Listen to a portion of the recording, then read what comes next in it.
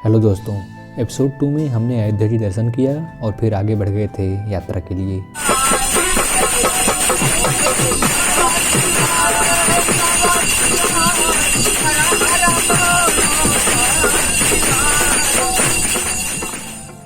रास्ते में भजन कीर्तन करते हुए हम लोग तड़के सुबह पहुंच गए थे बनारस। जैसा कि आप देख रहे हैं, हम लोग बाबा विश्वनाथ की नगरी में आ गए हैं और यहीं से हमारा दूसरा दिन भी शुरू होता है।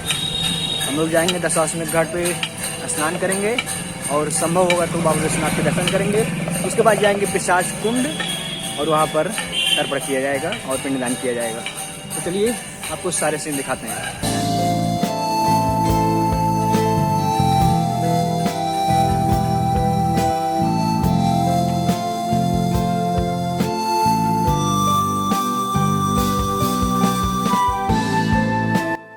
घाट पर स्नान कर और बाबा विश्वनाथ के दर्शन करके हम लोग आ गए थे पिशाच मोचन।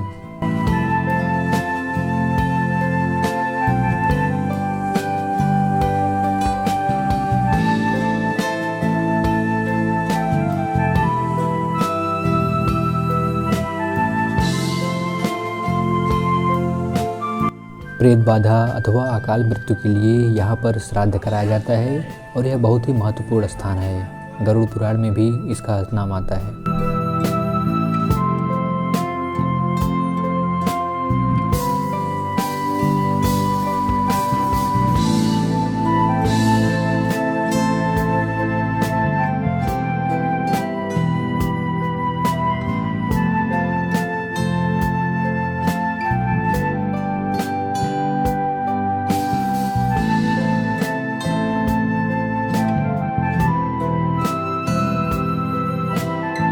यहाँ पर पिंडदान करके अब हम लोग चलेंगे गया जी धाम बिहार में।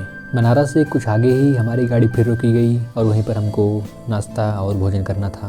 दोस्तों, आप लोग देख पा रहे होंगे, हम लोग बनारस से निकले थे और यहीं पर नाश्ता पानी कर रहे हैं, भोजन कर रहे हैं। काफ़ी टाइम से यहाँ पर रुके हुए हैं।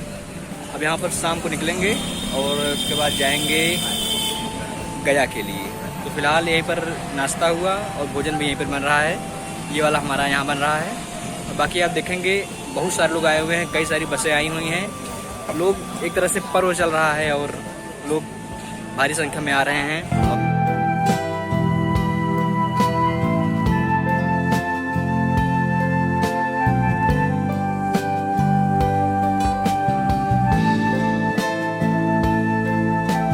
और पूरी रात यात्रा करके हम लोग सुबह तक पहुंच गए थे पवित्र धाम गया जी।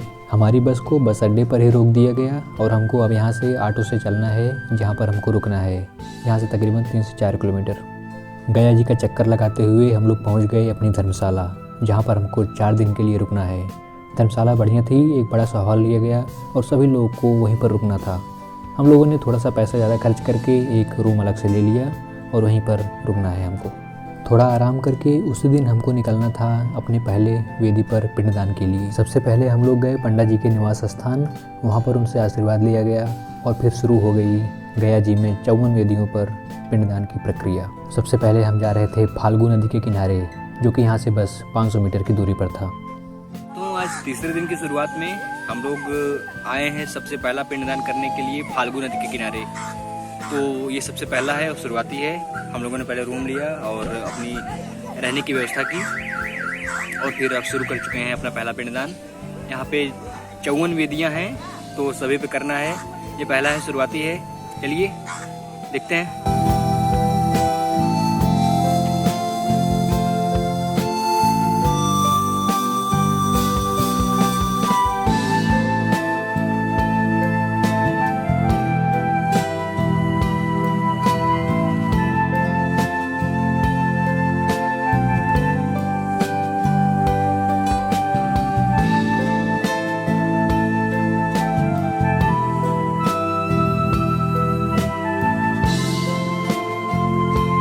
यहाँ पर पिंडदान करके हम लोग वापस आ गए और अगले दिन की तैयारी करने लगे। अगला दिन महत्वपूर्ण होने वाला था। सबसे पहले हम लोग चलेंगे सूर्य कुंड वेदी।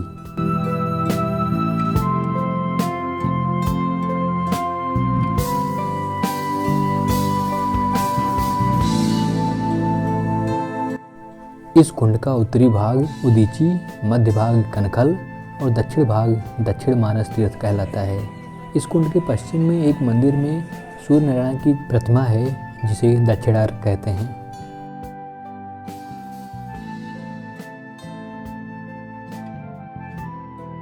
यहाँ पर दर्शन व पिंडदान करके हम लोग आगे बढ़ गए थे सबसे प्रमुख विष्णुपद वेदी, जो कि सूर्य कुंड से थोड़ी दूर पर ही स्थित है।